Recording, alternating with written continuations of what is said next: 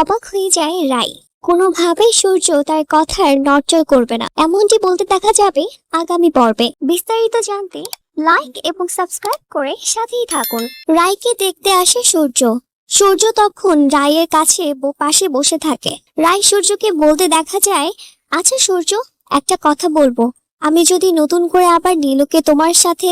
তখন সূর্য থামে বলে, না, এ বিষয়ে আমি তোমার সাথে কোনো রকম কথা বলতে বা শুনতেও চাই না।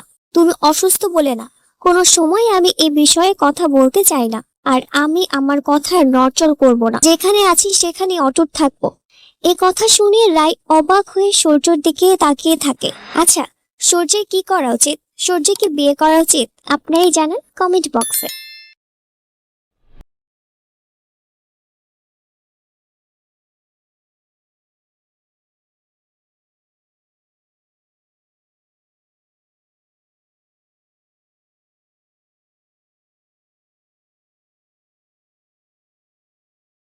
সূর্যের কথা শুনে রাই অবাক হয়ে তাকিয়ে থাকে সূর্যের দিকে। সূর্য নাকি তার কথার কোনো নড়চড় করতে দিবে না।